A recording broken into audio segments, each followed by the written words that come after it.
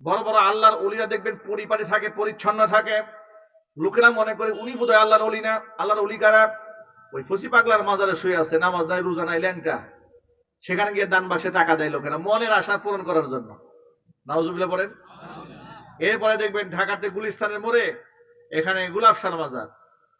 আমরা এই মাজারের সামনে দিয়ে যতবার গিয়েছি ততবার তাকিয়ে দেখি যে গাঁজা খুরদের আড্ডাখানা। প্রকাশ্য দিবালকে মাজারে সেজদা দিচ্ছে, গাঁজার কলকি টানতেছে, ওখানে বসে বসে নেশা টানতেছে। এরকম দৃশ্য কি গোপনে না প্রকাশ্যে? কেউ বাধা দেয় না, কেউ বাধা দেয় না, বলে এরা নাকি সব আল্লাহর পাগল।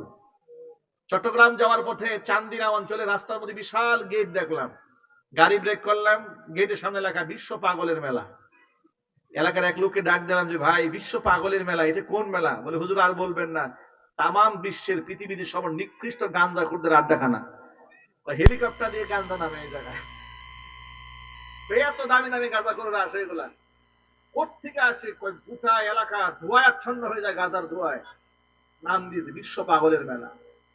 আর এদেরকে এই সমাজের অসংখ্য অশিক্ষিত মূর্খ মানুষগুলো মনে করে এতে বিরাট বড় আল্লাহর ওলি। এগুলো বিয়াদুরি করতে নাই, পায়ে সেজদা দিতে হবে, মনোবাঞ্ছনা পূরণ করতে হবে। এরা আমাদেরকে সাহায্য করবে দুনিয়া এবং আখিরাতে। এর চেয়ে নিকৃষ্ট মতবাদ আর কি হতে পারে? নবী করিম সাল্লাল্লাহু আলাইহি সাল্লাম বলেছেন, আমার কাছে আল্লাহর পক্ষ থেকে তিনটি জিনিস প্রিয়।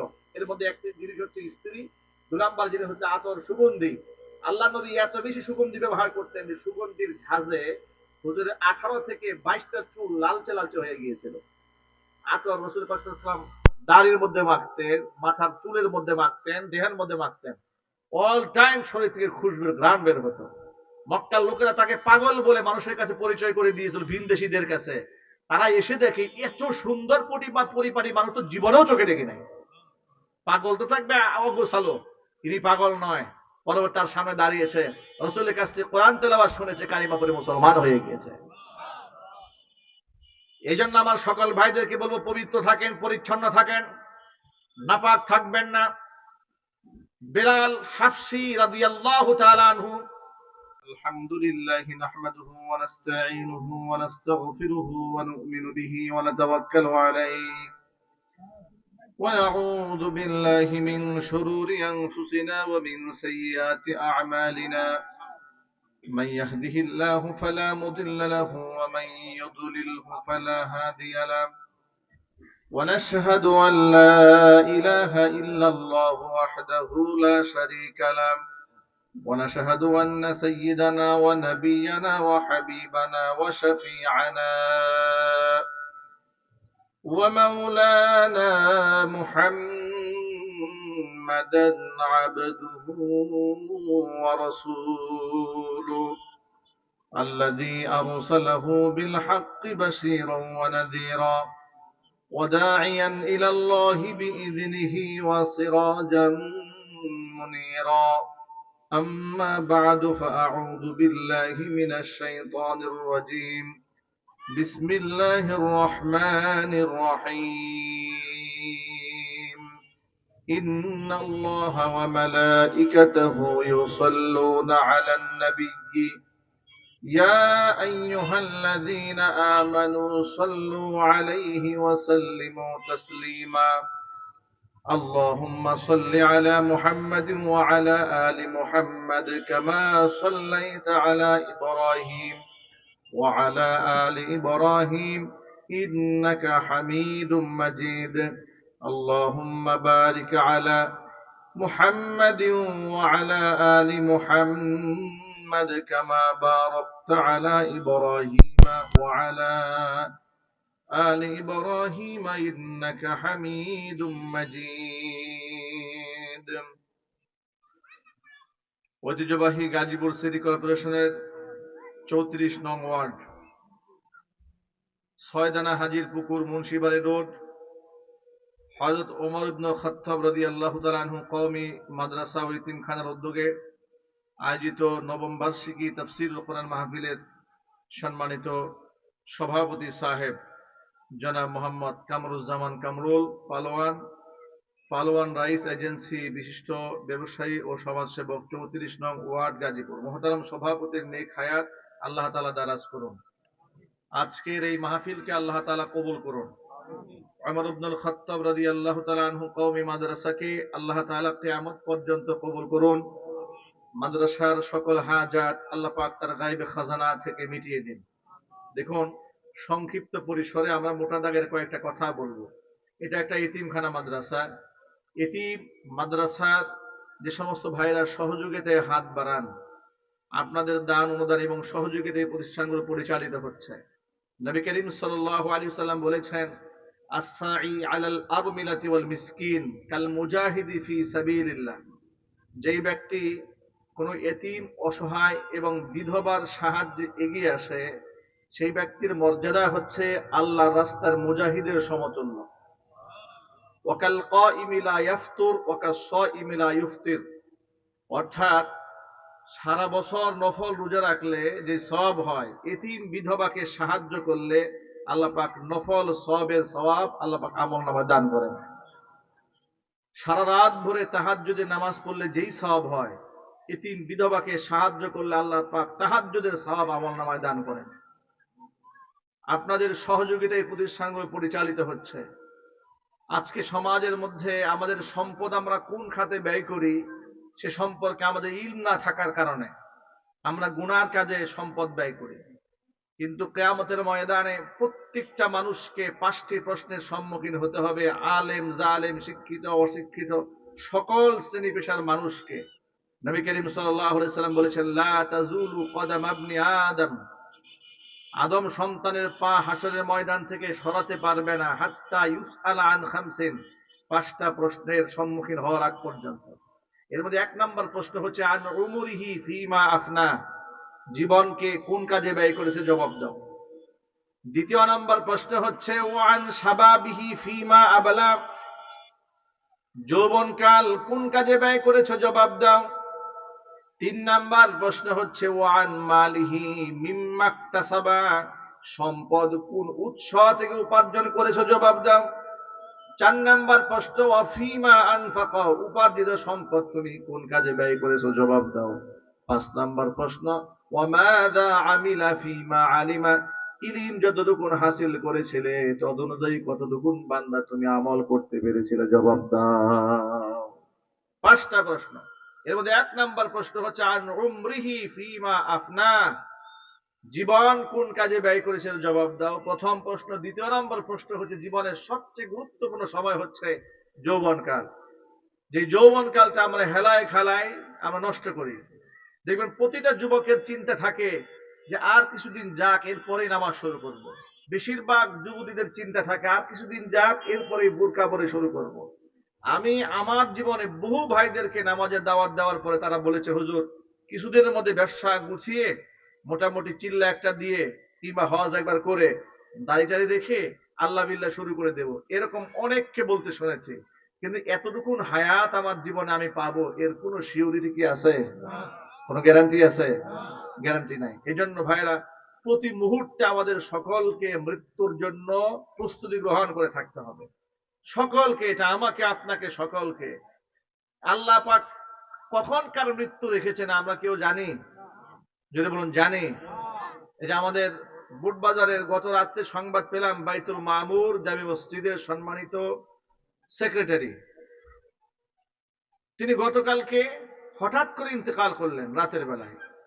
আমার সংবাদ পেলাম, আমি খুবই হতবাক হয়ে গেছি। একজন জওয়ান মানুষ, সুস্থ মানুষ, হাস্যোজ্জ্বল মানুষ, আমাদের সাথে সবসময় কমিউনিকেশন থাকে, যোগাযোগ থাকে, বিভিন্ন সলা পরামর্শ হয় মসজিদের কাজ নিয়ে, খুব আন্তরিক উনি। এরকম একজন মানুষ হঠাৎ করে দুনিয়া থেকে চলে যাবে কল্পনাও করতে পারিনি আমরা। মৃত্যু মানুষের কল্পনাকে হার মানিয়ে দেয়। অথচ সেই মৃত্যুকে ভুলেই তো আমরা বিশাল স্বপ্ন দেখি। আল্লাহ আমাদের কম্পিটিশন, আমাদের মুসাবাকা মৃত্যুকে ভুলিয়ে দিয়েছে। কবর পর্যন্ত যাওয়ার আগ পর্যন্ত যেন আমাদের এই ঘোর আমার এসে কাটবে না, আমাদের নেশা যেন কাটবে না। আমরা অন্ধকারে সমাজের মধ্যে ডুবে আছি। এজন্য ভাইয়েরা আমার, আল্লাহর নবী সাল্লাল্লাহু আলাইহি সাল্লাম বলেছেন হাশরের ময়দানে প্রথম প্রশ্ন হচ্ছে তার 1 নাম্বার, তাকে প্রশ্ন করা হবে জীবন সম্পর্কে, জীবন কোন কাজে ব্যয় করেছে জবাব দাও। 2য় নাম্বার প্রশ্ন হচ্ছে ওয়ান শাবাবিহি ফিমা আমলা। জীবনের মধ্যে সবচেয়ে গুরুত্বপূর্ণ সময় যৌবনকালটা কোন কাজে ব্যয় করেছে জবাব দাও। যৌবনকালের ইবাদত আল্লাহর কাছে বড্ড প্রিয় আমল। এই জন্য আল্লাহর হাবিব সাল্লাল্লাহু আলাইহি সাল্লাম সব সময় যুবকদেরকে উৎসাহ দিতেন। হুজুর বলেছেন, যেই যুবক যৌবনকাল আল্লাহ পাকের বন্দেগীতে কাটায় দেয়, কিয়ামতের ময়দানে ওই যুবককে আল্লাহ তাআলা আরশে মুআল্লার ছায়াতলে স্থান করে দিবে। যুবক ভাইরা, আমরা আজকে মাহফিল থেকে ওয়াদা করব, গোটা জীবনটা আমরা ইসলামের আলোয় আলোকিত করব। বলেন ইনশাআল্লাহ। আল্লাহ যেন কবুল করেন। আজকের পর থেকে আমরা 5 ওয়াক্ত নামাজ পড়বো জামাতের সাথে, ইনশাআল্লাহ বলেন। নামাজ আমাদের আইডেন্টিটি, নামাজ আমাদের পরিচয়, নামাজ আমাদের জাতিসত্তা। নামাজ দিয়ে আমি মুসলিম কিংবা অমুসলিম পরিচয় হয়। সুতরাং নামাজবিহীন একজন মুসলমানের অস্তিত্ব কল্পনাই করা যায় না। লা দীন লিমান লা সালাত আলা, যার নামাজ নাই তার দিন নাই, তার ধর্ম নাই, তার ঈমান নাই, তার কিচ্ছু নাই। যার নামাজ নাই তার কিছুই নাই, যার নামাজ আছে তার সব আছে। নামাজ যদি খুলুসিয়াতের সাথে কেউ আদায় করে, ইন্না সলাতা তানহা আনিল ফাহশাই ওয়াল মুনকার, যাবতীয় অন্যায় থেকে নামাজ ব্যক্তিকে বাঁচায় দেবে। সেই নামাজ পড়বো তো ইনশাআল্লাহ। নবী করিম সাল্লাল্লাহু আলাইহি সাল্লাম বলেছেন, আল্লাহর পক্ষ থেকে আমার কাছে 3টি জিনিস বড্ড প্রিয় করা হয়েছে। 1 নাম্বার, হুব্বিবা ইলাইয়ান নিসা, নারীদেরকে আমার কাছে ঘৃণার পাত্র করা হয়নি। এই কথাটা আল্লাহ নবী ওই পরিবেশে বলেছেন যে পরিবেশে কোনো ঘরের মধ্যে কন্যা সন্তান জন্মগ্রহণ করলে লজ্জায় এলাকার মধ্যে বাবা মুখ দেখাতো না, জিন্দা কন্যা সন্তানকে মাটির নিচে পুঁতে ফেলতো। সেই সমাজে আল্লাহর হাবিব বলেন, কন্যা সন্তান ঘৃণার পাত্র নয়, বরং যেই ব্যক্তিকে আল্লাহ পাক 3টি কন্যা সন্তান দেবেন, কিয়ামতের ময়দানে ওই 3 কন্যার বাবা আর আমি মুহাম্মদ সাল্লাল্লাহু আলাইহি ওয়াসাল্লাম জান্নাতে এইরকম পাশাপাশি অবস্থান করব।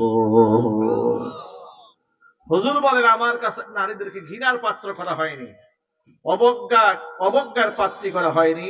হুব্বিবা ইলাইয়ান নিসা, তারা আমার কাছে প্রিয় পাত্র, মর্যাদার স্থান, মর্যাদার পাত্র। আল জান্নাতু তাহতা আকদামিল উম্মাহাত, মায়ের পায়ের নিচে সন্তানের জান্নাত। চিৎকার দিয়ে বলেন আল্লাহু আকবার। তাহলে নারী সম্প্রদায় আমার কাছে, আমাদের কাছে তিরস্কারের পাত্র নয়, ঘৃণার পাত্র নয়, তারা আমাদের কাছে মর্যাদার পাত্র। ঠিক কিনা? এরপরে আল্লাহ নবী বলেন, হুব্বিবা ইলাইয়ান নিসা ওয়াত-তিব, আল্লাহ পাক আমার কাছে সুগন্ধিকে প্রিয় করে দিয়েছেন। সুগন্ধি, ঘ্রাণ, খুশবু ব্যবহার করা। দুর্গন্ধ, অপরিপাটি, অপরিচ্ছন্ন, ওযু নাই, গোসল নাই, নামাজ নাই, রোজা নাই, পবিত্রতা নাই, এই জীবন আল্লাহ পাক আমাকে দেন নাই। আল্লাহ আমাকে পবিত্র জীবন দিয়েছেন। জাবির ইবনে আব্দুল্লাহ রাদিয়াল্লাহু তাআলা আনহু বলেছেন, রাসূলের সাথে মুসাফা করলে ঘন্টার পর ঘন্টা হাতের মধ্যে মিশকের ঘ্রাণ লেগে থাকতো। আমাদের উপমহাদেশে আল্লাহর ওলিদের কনসেপ্ট এটা ভুলভাবে প্রচারিত হয়েছে সমাজে। দেখবেন সমাজে ওলি কাকে ধারণা করা হয়, এই সমাজের অনেক মূর্খ মানুষ ওলি কাকে মনে করে?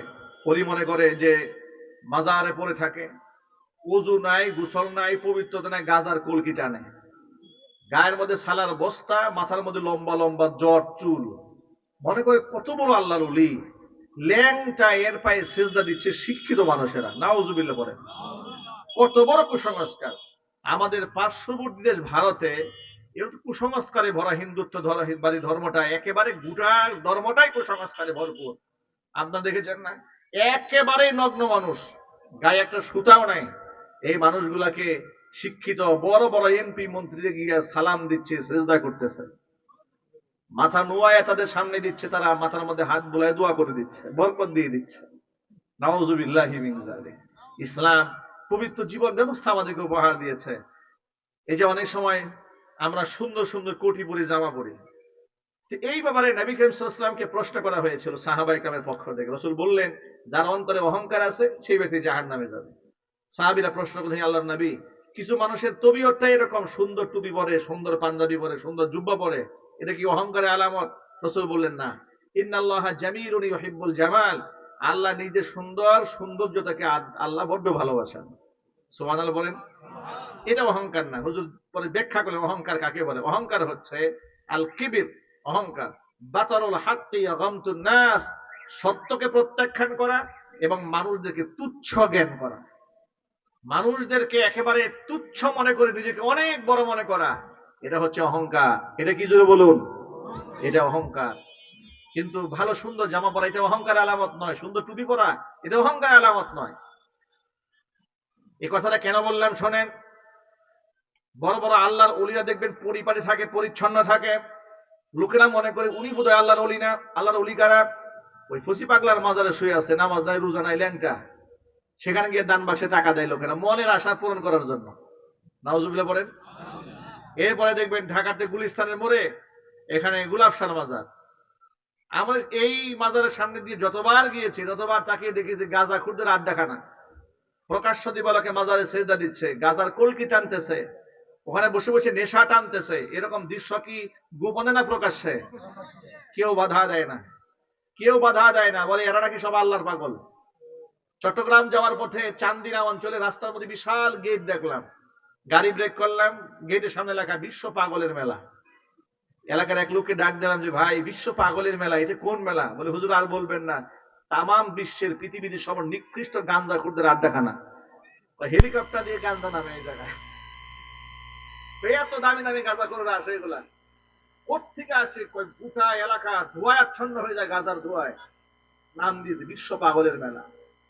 আর এদেরকে এই সমাজের অসংখ্য অশিক্ষিত মূর্খ মানুষগুলো মনে করে এতে বিরাট বড় আল্লাহর ওলি। এগুলো বিহাদুরি করতে নাই, পায়ে সেজদা দিতে হবে, মনোবাঞ্ছনা পূরণ করতে হবে। এরা আমাদেরকে সাহায্য করবে দুনিয়া এবং আখিরাতে। এর চেয়ে নিকৃষ্ট মতবাদ আর কি হতে পারে? নবী করিম সাল্লাল্লাহু আলাইহি সাল্লাম বলেছেন, আমার কাছে আল্লাহর পক্ষ থেকে তিনটি জিনিস প্রিয়। এর মধ্যে একটি জিনিস হচ্ছে স্ত্রী, 2 নাম্বার জিনিস হচ্ছে আতর, সুগন্ধি। আল্লাহ নবী এত বেশি সুগন্ধি ব্যবহার করতেন যে সুগন্ধির ঝাঁজে হুজুরের 18 থেকে 22টা চুল লালচে লালচে হয়ে গিয়েছিল। আতর রাসূল পাক সাল্লাল্লাহু আলাইহি ওয়াসাল্লাম দাড়ির মধ্যে মাখতেন, মাথার চুলের মধ্যে মাখতেন, দেহের মধ্যে মাখতেন। অল টাইম শরীর থেকে খুশবুর ঘ্রাণ বের হতো। মক্কার লোকেরা তাকে পাগল বলে মানুষের কাছে পরিচয় করে দিয়েছিল, ভিনদেশীদের কাছে। তারা এসে দেখে এত সুন্দর পরিপাটি মানুষ তো জীবনেও চোখে দেখে নাই। পাগল তো থাকবে অগোছালো, তিনি পাগল নয়। পরবর্তী তার সামনে দাঁড়িয়েছে, রাসূলের কাছ থেকে কোরআন তেলাওয়াত শুনেছে, কালিমা পড়ে মুসলমান হয়ে গিয়েছে। এই জন্য আমার সকল ভাইদেরকে বলবো, পবিত্র থাকেন, পরিচ্ছন্ন থাকেন, নাপাক থাকবেন না। বেলাল হাফসি রাদিয়াল্লাহু তাআলা আনহু একেবারে কালো সাহাবী ছিলেন, কিন্তু এতটা পবিত্র তিনি ছিলেন। গায়ের রং কালো, কিন্তু নাপাকের কোনো স্থান নাই। ফজরের নামাজের ইমামতি করে নবীজি সাহাবীদেরকে ডাকলেন, ও সাহাবীরা বসো। এই যে ফজরের সময় আর আসরের সময় নামাজ শেষে ইমাম সাহেব মুক্তাদিদের দিকে রুক করে বসে থাকে না? বসে কিনা? কেন বসে? সুন্নাহ। নবী করিম সাল্লাল্লাহু আলাইহি ওয়াসাল্লাম এই আমলটা করতেন। ফজরের পরে রুক করে মুক্তাদিদের দিকে তাকিয়ে থাকতেন, আমল করতেন, তাসবিহগুলো জপতেন। নিজে কোনো স্বপ্ন দেখলে সাহাবীদের বলতেন, সাহাবীরা কোনো স্বপ্ন দেখলে রাসূলের কাছে বলতেন। এবার আল্লাহর নবী বেলালকে ডাকলেন, বেলাল সামনে আসো। বেলাল এলেন। হযরত বেলালকে ডেকে বলেন, বেলাল কি আমল করো তুমি? এমন কি আমল করো বেলাল? বেলাল বলেন, হে আল্লাহর নবী, আপনি যা বলেন তাই করি, বিশেষ তো তেমন কিছু নাই। রাসূল বললেন, ইন্নী কাদ সামি'তু দাফফান আলাইকা ফিল জান্নাহ। গত রজনীতে স্বপ্ন যুগে আমি বেহেশতের মধ্যে হাঁটতেছিলাম, একাকিত্ব যখন বোধ করছিলাম, আমার সামনে আমি তোমার পায়ের আওয়াজ শুনতে পেয়েছি। আরো জোরে বলেন সুবহানাল্লাহ। আমি তখন ফিল করেছি আমি একা নই, আমার সামনে আমার সঙ্গী, আমার সাথী বেলালও আছে। হযরত বেলাল বললেন, ইয়া রাসূলুল্লাহ, বিশেষ তেমন কোন আমল নাই, একটা আমল সব সময় করার চেষ্টা করি, সেটা হলো ইস্তিনজার হয়ে যাওয়ার পরে সব সময় ওযু করি, ওযু করে তাহিয়াতুল ওযু 2 রাকাত নামাজ আদায় করি। এই কাজটা আমি সব সময় করি, সব সময় ওযু অবস্থায় থাকি। রাসূল বললেন, শোনো, এই পবিত্রতার আমল আল্লাহর কাছে বড্ড প্রিয় আমল। এই আমলের কারণে মহান আল্লাহ পাক জান্নাতে তোমার পায়ের আওয়াজ আমাকে শুনিয়ে দিয়েছে। আমি এই হাদিস দ্বারা আপনাদেরকে এই মেসেজটা দিতে চেয়েছি। ভাইরা, এই যে তথাকথিত লোকেরা নামাজ নাই, রোজা নাই, পর্দা নাই, পুশিতা নাই, ওযু নাই, গোসল নাই, গাঁজা টানে, নাপাক, দুর্গন্ধ, পাশে যাওয়া যায় না, বড় বড় নখ, এদেরকে আল্লাহর ওলি মনে করবেন, এগুলো সব শয়তানের দুষ্ট। কার দুষ্ট এগুলো? কার দুষ্ট? আর আল্লাহর ওলিরা পরিচ্ছন্ন থাকবে, পরিপাটি থাকবে, তারা নামাজি হবে, তারা পরহেজগার হবে, তারা ব্যক্তিত্ব সম্পন্ন হবেন, তারা আত্মমর্যাদা বোধ সম্পন্ন হবেন। তৃতীয় নাম্বার, আল্লাহ নবীর কাছে প্রিয় আমল কি? হুজুর বলেন, জুইলাত কুররাতু আইনি ফিস সালাহ। এই দুনিয়ার মধ্যে আল্লাহ পাক একটা ইবাদতে আমার চোখের শীতলতা দান করে দিয়েছেন, সেই ইবাদতের নাম হচ্ছে নামাজ। সেই ইবাদতের নাম কি? নামাজ। নামাজের মাধ্যমে আল্লাহ তাআলা আমার চোখের শীতলতা দান করেছেন। নামাজ পড়লে আমার দিল ঠান্ডা হয়, আমার চক্ষু শীতল হয়। আল্লাহ নবী সাল্লাল্লাহু আলাইহি ওয়াসাল্লাম এত লম্বা সময় নামাজে দাঁড়াতেন যে পা হাত্তা তাতাফাররাতা কদামাহু, একেবারে পা ফুলে যেত। মা আয়েশা বলেছেন, হে আল্লাহর নবী, আপনি কেন এত কষ্ট করেন? আপনার জীবনে তো কোনো গুনাহই নাই, কেন এত কষ্ট করেন? মা আয়েশা রাদিয়াল্লাহু তাআলা আনহার প্রশ্নের জবাবে রাসূল বলেছেন, আফালা উরিদু আন আকুনা আবদান শাকুরা, যে আল্লাহ আমাকে এত সম্মান দিয়েছেন, মর্যাদা দিয়েছেন, আমি কি ওই আল্লাহ পাকের শুকরিয়া আদায়কারী বান্দা হব না? সুবহানাল্লাহ। আমার এক নিকটতম, নিকটতম বলা যায় না, এটা দূরবর্তী আত্মীয় বলা চলে, এক দস্তরখানা খেতে বসেছে, উনি আবার নামাজ পড়েন না, চট্টগ্রামের এক সিলসিলার মুরিদ। সকালবেলা জিজ্ঞেস করলাম, আপনি মসজিদে যান না, নামাজও পড়েন না? তিনি আমাকে জবাব দিন, আমি কি চোর না ডাকাত আমি নামাজে যাব? আমাকে বলে, আমি কি চোর না ডাকাত?